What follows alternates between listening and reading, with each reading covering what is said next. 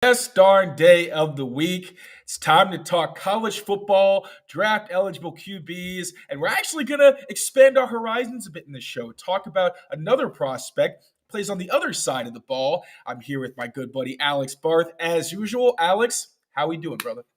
Good. How we doing, Taylor?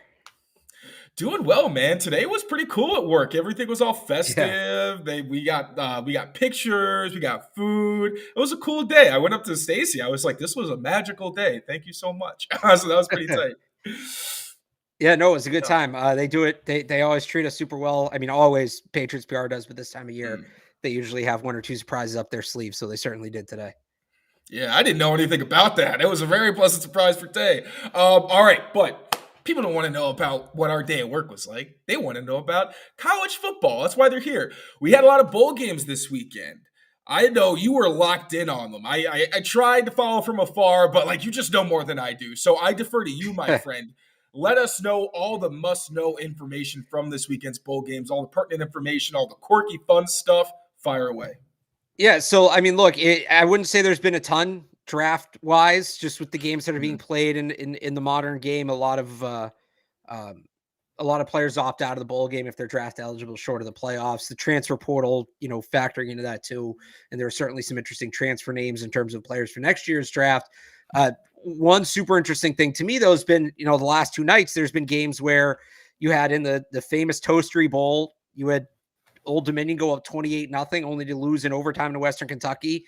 And then you had last night, Marshall jump out to a 14-point lead, only to end up losing 35-17. So I would just tell people there's some very exciting football going on if you're going to watch it. If you watched the game last night, I will say this. Well, first off, just from an NFL point of view, it was kind of cool that the two starting quarterbacks, Owen McCown for UTSA and Cole Pennington for Marshall, the sons of Josh McCown and Chad Pennington. So that made me feel old. That's pretty wild. But one name I would say to know for Patriots fans, if you watched the game last night, he didn't play a huge role just because Marshall, after getting out to the lead so quickly, fell behind and kind of was stuck throwing the whole game, is Rasheen Ali, the running back from Marshall. He only had 9 carries. He had 92 yards, though, 2 touchdowns, broke a big run. This is a guy that is a very well-rounded back, an experienced back, the kind of guy that the Patriots tend to go for in the draft. He's going to be available on day 3.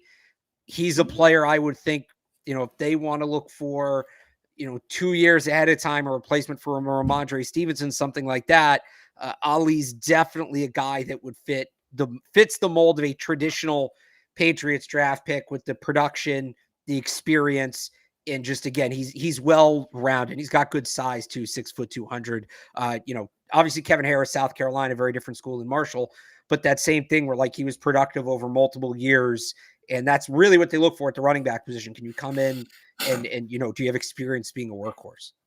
Yeah, especially Kevin Harris. The whole thing with him was he had an injury or something that kind of sapped some of his explosiveness. Right. And as a downhill back, if your explosiveness gets sapped, that's you probably didn't have a ton to begin with, and it's not great. Although I think we have seen him bounce back a little bit. So is this prospect someone you say, he's well-rounded? Does that mean he's a jack of all trades, master of none? Or does that mean he maybe excels, kind of like Ramondre, where he excels as a runner, can catch the ball, but maybe that's not his forte? He's probably a better receiver than Ramondre. He certainly has the experience. He has 75 catches in 2 years as a starter. Okay. So he's been involved in that. I think, he's going to be a 23-year-old rookie. He's coming from a smaller program in Marshall. He's going to kind of need to prove that he wasn't just, beating up on bad conference opponents his whole time in college. Also, he's got to show that he kind of overcame an injury he had 2 years ago. I expect him to rise. So he's right now projected like a late day 3 fringe UDFA guy. He should, unless there's something in the medicals that doesn't clear, he should end up being drafted. I think he ends up being like an early to mid day 3 pick.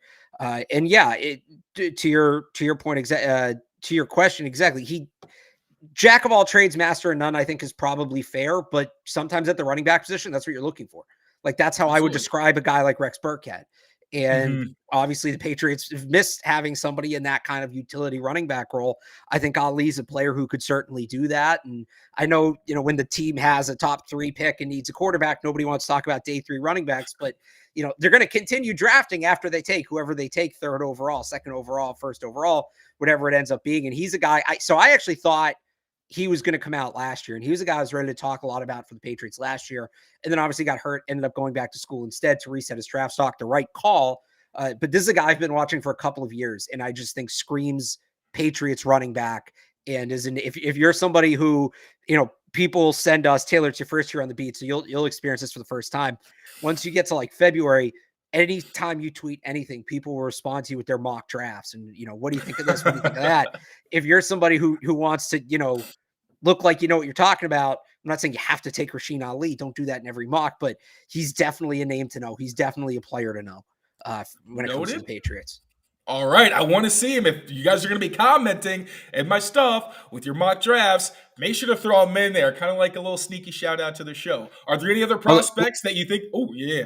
Sorry, let me add the caveat of he still might go back to school. Like, we don't know. He still has another year of eligibility, so we'll see. It's like your pet peeve at this time of year.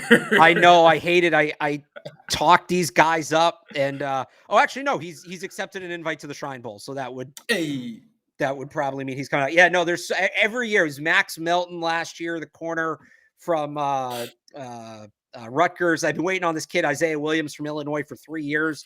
Hybrid receiver, running back, kind of gadgety player. I think he's actually finally going to come out this year.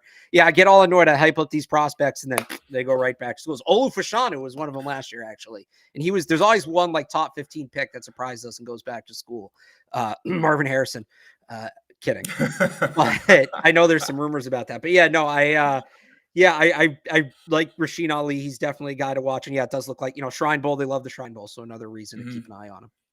Any other guys that we should be looking out for who played? If we're looking through the highlights, somebody we should hyper focus on? So as I look at the next couple of days, I believe Duke's right tackle is skipping their bowl game. He's a guy that's projected as a first-round pick. I'm just looking at the bowl games that are coming up because I have all the players in my head, but not necessarily the bowl schedule. Yeah, I don't want to say anybody because I don't know who's opted out of their bowl from some of these games. So I'll just talk somebody up, and then I'll get a million tweets like, "Oh, you idiot, he's not playing." So I would say just check out the schedule, and maybe there's somebody I don't know about yet. Maybe you watch the game, you find somebody that breaks out, and you tell me about them. So yeah. I'll do my homework too. All right, fair enough. All right, so now we're going to get to the talk that a lot of people want to get to, is the quarterback stuff. Real quick, though, before we do, the show is sponsored by our pals at FanDuel and SeatGeek. Real quick, we're going to show some love to FanDuel. We'll be back. Score early this NFL season with FanDuel, America's #1 sportsbook. Right now, new customers get $150 in bonus bets with any winning $5 money bet. That's $150 if your team wins. If you've been thinking about joining FanDuel, there's no better time to get in on the action, NFL. The app is so easy to use. There's a wide range of betting options, including you got spreads, you got your player props, you got over-unders, and more. So visit FanDuel.com/Boston and kick off the NFL season. FanDuel, the official partner of the NFL. All right, so Jayden Daniels has declared for the draft. It's official. Yes. And now we're going to get into a fun little debate because I think Caleb Williams is pretty well actually, no, not even necessarily, because Caleb Williams is #1 in a lot of mocks, but I know Dane Brugler has even said that Drake May could go #1. But for the sake of this conversation, we're assuming that #2 in most mock drafts is probably going to be Drake May. We also talked a ton about Jayden Daniels and his ability to rise up the boards if he has an impressive showing at the combine. His teams get more familiar with him if he puts on weight, all these different things. What are the chances that we actually see Jayden Daniels take over Drake May as what is seen to be the #2 spot? Or do you think it really is like Caleb Williams, Drake May, and then Jayden Daniels is in a different tier? I do think there's a chance Jayden Daniels catches up to Drake May. Now look, let me phrase this let me phrase the context of this conversation. If let's say Caleb Williams goes first, right? Everybody on earth could think Drake May is better than Jayden Daniels. All it takes is one person for Jayden Daniels to go ahead of Drake May, and it's the GM, as long as it's the GM of the team that's picking second, right? I call it the Cole Strange effect. If one team is willing to take a player in the first round, they're a first round pick.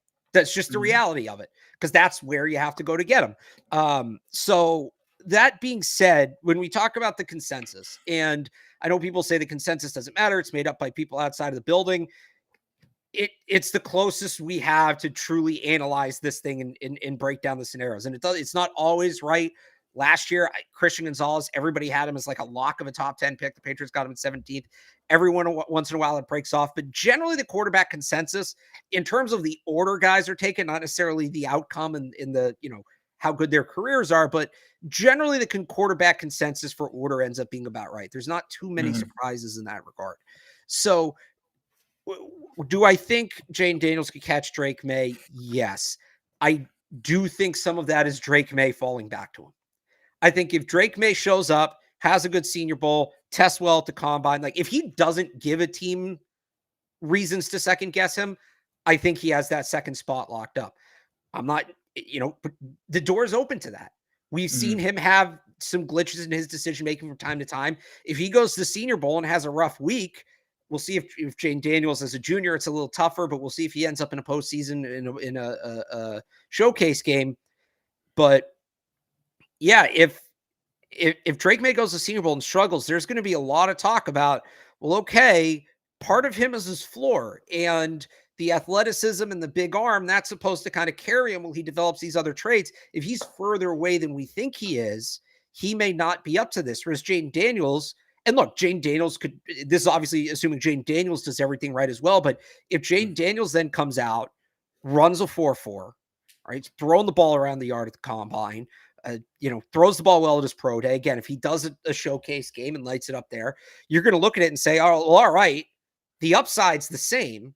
We were drafting Drake May because we had Drake May ahead of him because we thought he had a much higher floor. If it turns out he doesn't, well, then you have a real decision to make. Now, maybe it's okay. Well, we'd rather have the 4.4 speed upside of Jayden Daniels versus the arm upside of Drake May. So there's a world that happens. My guess is the order is going to stay Williams, May, Daniels by the time we get to late April, just because I do think May's floor is high enough to hold Daniels off, but I wouldn't bet on it. I wouldn't lock that in.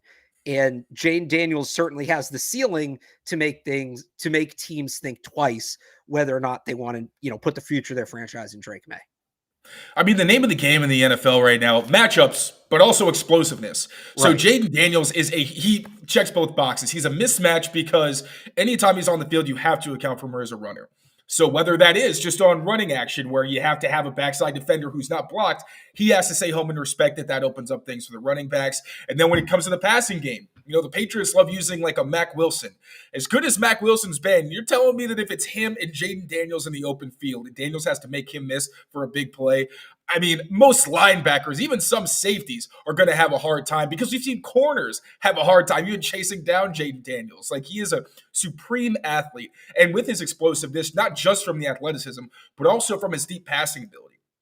That's the thing that you're really getting sold on. And the fact that he still has enough upside as a quarterback, like as a true pocket passer, that you're not going in saying, okay, he's running or he's throwing one or the other. But when you really boil his game down, like that's where you think he's going to thrive. Was there something you wanted to say? No, I was just going to agree. And I think that's the important point here for people who maybe aren't as familiar with Jayden Daniels. You mentioned the upside as a pocket passer. That is probably the biggest thing because talked about this. He was a day 3 pick at the start of the season, and people really weren't talking about him at all because he never threw from the pocket. That just wasn't part of his area. I mean, he did a little bit at LSU his first year, but you weren't looking at him and being like, yeah, this guy's going to stand in there and pick a defense apart. That's what he did this year. And I think that's why he's in the spot he is. So yeah, you want to see him run like a 4.4, 4.5, something like that. He's obviously got to put on a little bit of weight. We've talked about that. The way he's really going to impress teams, and this is again why I really hope he goes to something like the Senior Bowl, is you want to see him show teams how developed he's become standing in the pocket and picking a defense apart with short and intermediate routes. If he can go, let's say he goes to the Senior Bowl and they're doing 7-on-7s and he is just dotting the ball up and that's good. That would probably do more for his draft stock than anything else in the process. Yep. That's what you want to see him do. But people need to understand that that's who he is. And I think NFL teams, if they don't right now, they will. I know some teams get to the tape like later, but for the fans watching, because I still get like why is Jayden Daniels so high? Like I watched him last year and I watched him at Arizona State. He was a different player this year than he has been previous in his college career. And he needs to really emphasize during this pre-draft process the new things he did this year that got him to the Heisman and up here on the draft board and all of that. So those are the upside things. And then with Drake May, his upside is really I think he is the most complete quarterback in this class. I think that's fair to say. He's the only guy of the top three. So we're talking Jayden and Caleb. He's the only one of them that doesn't have size concerns. He's like, what is he, 6'4", 6'5", 230 pounds? Right, yeah. Like he's going to be able to take hits. That's a big part of it because with me for Jayden Daniels, now again, so with May, he's got prototypical size. He's got the arm strength that you want. It's really hard to keep him off rhythm because he's a good enough athlete that he can extend plays. He can run when he doesn't like his passing options. And although I do think there are times where, and this is the same with Jayden, where I think sometimes they'll run or they'll go short at times where they have downfield opportunities. But they're also two of the most risk-averse quarterbacks in football. I think they're like both bottom 10 in the FBS in turnover throw rate or turnover-worthy play rate, which is significant. So even though you're saying I'd like them to take advantage of those windows, if it's a young quarterback, you'd rather them say, okay, I'm just going to run for like 9 yards than sometimes test the windows that are a little streakier. Well, here's the thing. I think Jayden Daniels does a better job of not making those types of throws. Where I know like Alabama, I think he had one throw where I was like, whoa, don't do that. Reel that all the way back in. Right. Whereas with May, he doesn't have a lot of turnover-worthy plays, but for me, it's the quality of them because it is that Mac Jones-esque. And again, they are not the same player because Drake May can pull off the crazy shit he tries to do. Where like when he's going outside his structure, flicking and all these things, like he's had the physical talent long enough that he can make them work. But there's also times where you're saying, all right, you don't need to be doing all that. But you're hoping in the NFL level, if you get him a good offensive line, good weapons, where he doesn't feel like he needs to overcome a lack of talent, then you're hoping, okay, those things take a step back and he blossoms and becomes the Justin Herbert type that you like, where he makes pretty good decisions. He's a fast processor and, again, hard to get him off rhythm. For Jayden, I don't think in terms of down-to-down consistency, he's quite as good as May. And the concern with me is like, yeah, Drake May is going to make mistakes, but he and Jayden have the ability to overcome any mistakes that they make. The thing with Jayden is the injury risk and the fact that we have no proof that he is willing to slide more often in the NFL. Right. And it's easy to sit here right now and say, he just needs to take that one hit and it'll get in his head. Not really, because Josh Allen still hasn't figured it out. And when you think about quarterbacks, like I think Russell Wilson, when I'm just thinking off the top of my head, is really the only quarterback who got to the NFL. I didn't watch him a ton in college, but I remember him saying at one point that when he got to the pros, he was like, I got to slide. Like, I just have to figure it out because I do want to use my running ability, but I don't want to get myself hurt. And Jayden is a really tough dude. To my knowledge, he hasn't gotten any significant injuries from running or anything like that. But still, all it takes is that one hit. That could affect his long-term career, depending on where that injury ends up. And that's what scares me more, is that, again, with Drake May, the build and his athleticism, I don't really think that's much of a concern. Football is football. If he suffers an injury, sometimes that's just the luck of the draw. But it's different when you got a quarterback who's as thin as Jayden and also is more than willing to take contact. Like, that's the thing that really, really scares me because it's something that could affect his entire career. Whereas Drake May, give him 2 years, 3 max, because, again, he has the talent to overcome if he makes a bad throw or a bad decision. That should get ironed out over time with good coaching and good support. But a significant injury because you exposed yourself to a big hit. And I will say also, I'm kind of rambling here, but with quarterbacks that we talk about, like the guys that like to run, that's so much more dangerous. That's a fallacy. You're at higher risk, and I think Randall Cunningham said this because it happened to him. You're at higher risk of getting injured in the pocket than you are out in space. In the pocket, you are standing still with people attacking you flat-footed, whatever. But just you don't really have a lot of space to operate, and because of that confined space, the hits you take can end up being worse because there's not a whole lot of room. If you're in space and you're running and making people miss, it's a different story because you can slide. You can get out of bounds. With a guy like Jayden and Lamar, it's hard for you to get a direct hit on those guys, like Malik Cunningham even. You don't see them take a lot of big hits because they're slippery guys. So I do want to say that I don't think his running ability is the reason he could get hurt. It's more that he'll run, but he won't do the smart thing. And he will like lower his shoulder against the big safety. And you're like, reel that in. So I just went, all that, anything that you got to add on there, because Jayden's concerns are more concerning for me than what you have in terms of long-term fixability than Drake. Right. I think with May, I think I said this on the show last week, like he has all the tools in his toolbox. Mm-hmm. He has all the tools you want, but you watch him out there and he's trying to hammer in a nail with the power drill, and he's trying to, use a screwdriver as a level to level a picture. And like, it's just, what are you doing? That's not what that's for. Don't use that there. You really just got to kind of show, okay, this is where you throw off the back foot. This is where you scramble. This is where you throw off bounds. This is where you want you. And like, that's coaching. It's all coachable. The other thing I would say, and I've said this about Drake May since the beginning, I don't think if you were to list like the top traits you look for in a quarterback, and which quarterback in this draft has like the best at each one, right? You talked about pocket agility, Caleb Williams, running ability, Jayden Daniels, arm strength, Michael Penix, accuracy, Bo Nix, right?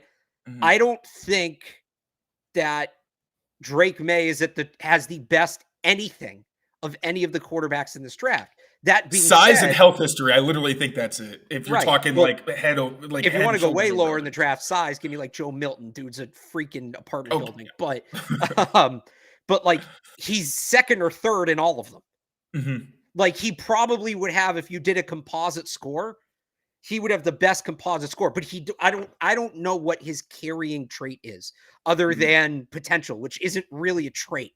It's because it's not tangible. So that's the thing. You're drafting Drake May.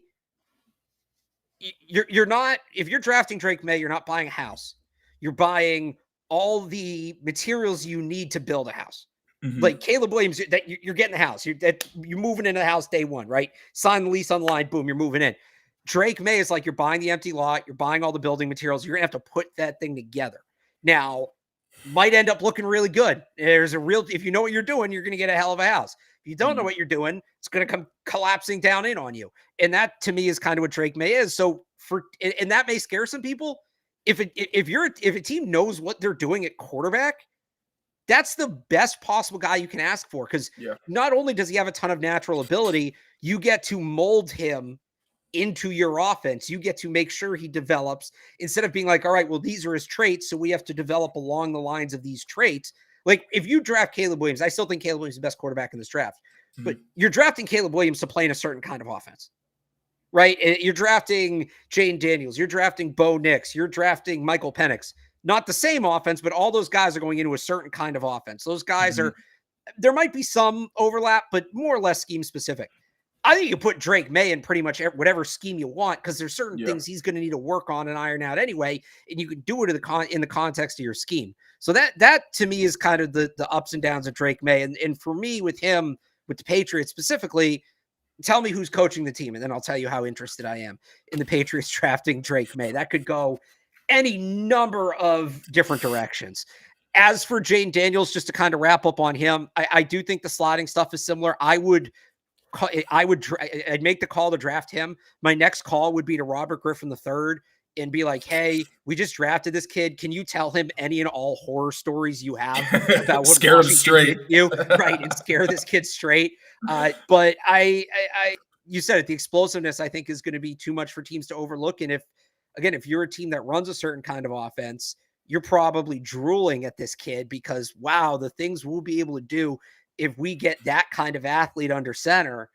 Like if you put him in the right situation, the possibilities are endless. And you're talking about a guy that I think can be an MVP candidate and lead a top-ranked offense in the NFL. But the situation's got to be right. And you're exactly right. He's got to put on like 10 to 15 pounds. If that means he runs a 4.5 instead of a 4.4, so be it. And he's got to learn how to protect himself. That has to happen because he will not have a long NFL career if he doesn't. I agree. And then my one nitpick would be with the house metaphor. I'd say he has his foundation in like the porch because of this season, because you saw like, yeah, no, he can do the things that we didn't think he could do. And he showed, like we talked about, his self-awareness. With a quarterback, that is one of the most important qualities you could have, because if you know what your weaknesses are and you've got a good work ethic, you can hone in on those things. I think we've seen that he can do that. So there's something to work with where you're not like, this isn't just a raw prospect with only tools. He's got some pocket poise. He's got experience in, I don't know if you call LSU a pro-style system, but somebody who understands how the league works as well. Relatively. I mean, like Brian Kelly's kind of one of those a-hole coaches. Like, yeah, I could. It's more pro than not. There's certainly, as far as college programs go, it's probably closer to a pro-style system than, maybe coming from an Oregon or a USC or a program like that. Right. All right, we're going to move on from the quarterbacks, get into something a little more diverse, talk about an edge rusher who recently declared. But first, a word from our friends at SeatGeek. We'll be back. I've been looking for the best deal on Celtics tickets, and with over 28 million downloads, SeatGeek is the #1 rated ticketing app. There are more than 70,000 events every single day on SeatGeek, including concerts, sports festivals, and more. With the NFL, NBA, and NHL seasons in full swing, you don't want to miss out. SeatGeek has your tickets to every game. Plus, artists like Travis Scott are on tour. They put all the tickets across the web in one place to make sure you're getting a good deal. Each ticket is rated on a scale of 1 to 10, so look for the green dots. Green means good and red means bad. Every ticket is backed by their buyer guarantee, and SeatGeek is the only site that lets you return your tickets ahead of the event with swaps. So as you know, I always come through for you guys. You can use my code DREAMERSPRO for $20 off tickets at SeatGeek. That's $20 off your first purchase with promo code DREAMERSPRO. Make sure you check the link in the description to download the app.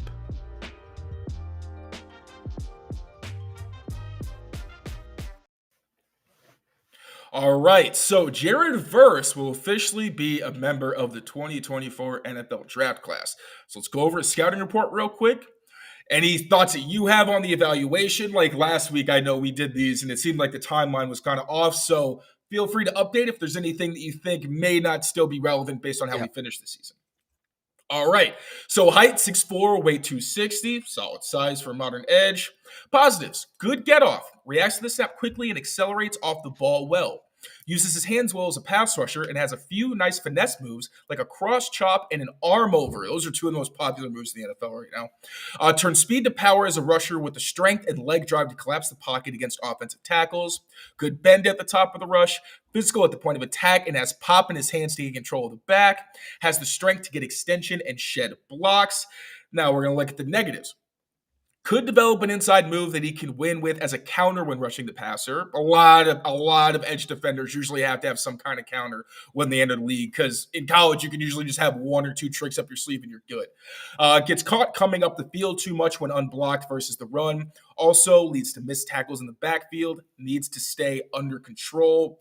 Thing you see all the time with young players. Will take gambles and get caught popping his gap early. Doesn't look comfortable dropping into coverage. Not an elite athlete for coverage in the NFL. If we're talking from a Patriots perspective, they don't really care, because you used to have Trey Flowers dropping 10 yards downfield. They don't care. Depending on the game plan, you're doing it. He's a defensive end to me. Like I wouldn't circle him as like an outside linebacker, a guy. If you're putting him into coverage regularly, you probably, why are you drafting him? You don't know what you're doing. Right. All right, notes. He was, not the same year. He was born a day after me, but 4 years later. Unranked recruit in 2019 class, pretty impressive. FCS Albany transfer, missed one game in 2022 with a knee injury. Do you know how serious that injury was? Like, was that just a midseason? I don't even remember him missing that game, so I'm going to guess it wasn't very serious. All right, not bad. And then usually we'll just real quick skip to the end.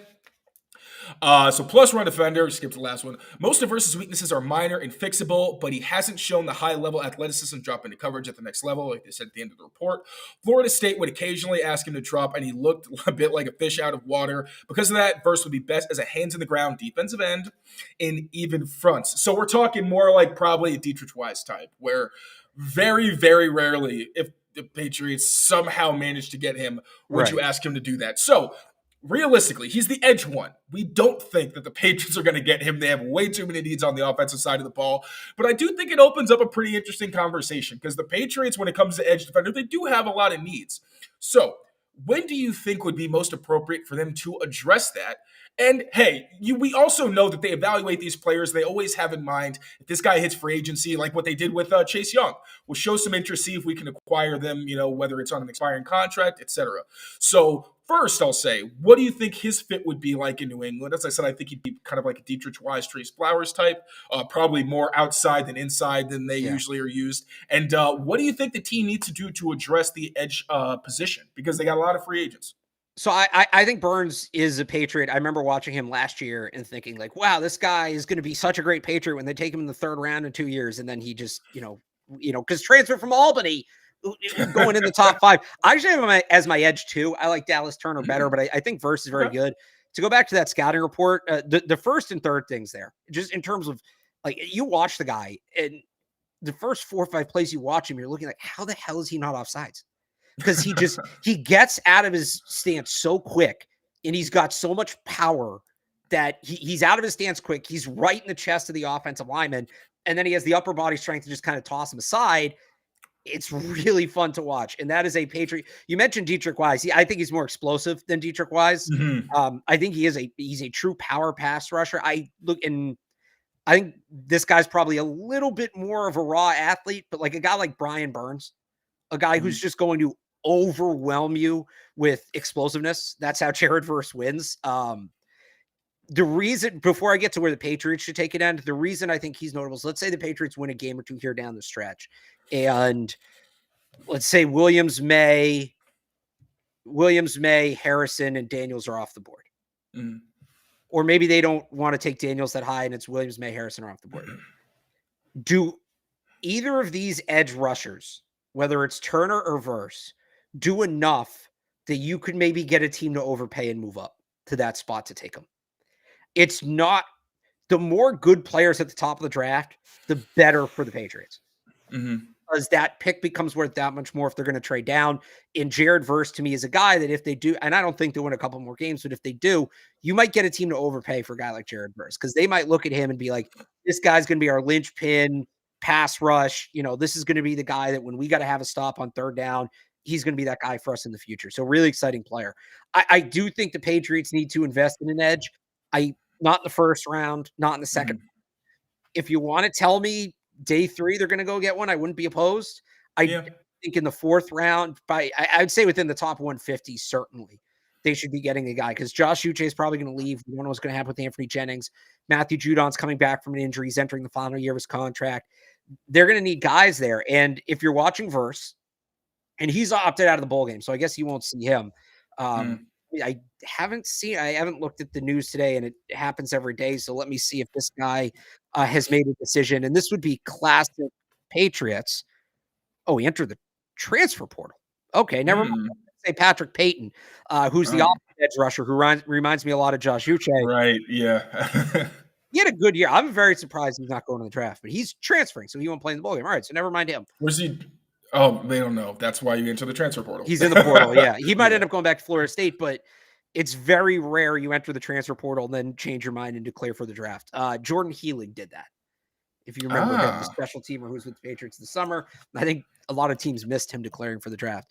But yeah, no, I think within the top 150, they need to add an edge rusher. They're going to need a body in that position. They need a guy they can start to develop. Again, Verse isn't the guy because they just have other needs at the top of the draft, but edge rusher, not out of the question for them as a need this year. Yep, I absolutely agree. I think that Jennings is almost a lock to be back at this point, because the Patriots love their run defenders who will not get paid on the open market. Josh Uche is a weird one because he's starting to play a little better. Like, I thought last week was the best game he's played in a while. You saw the explosiveness. You saw the array of pass rush moves. You saw the power even at times. And then obviously they also have Keon White, who will be here next season, although they use him on the inside a lot, so not purely an edge presence. But that'll do it for us today. Alex, please let the people know what you got coming down the pipeline and what we should be looking out for. Yeah, 985thesportshub.com. Have the mailbag up, get in a some Patriots Broncos later this week, plus whatever other news hits. And then I'll be on Catch 22 tomorrow with Evan Lazar, who I think might have an interesting a new Drake May take. So I'm looking forward to hear what he has on that.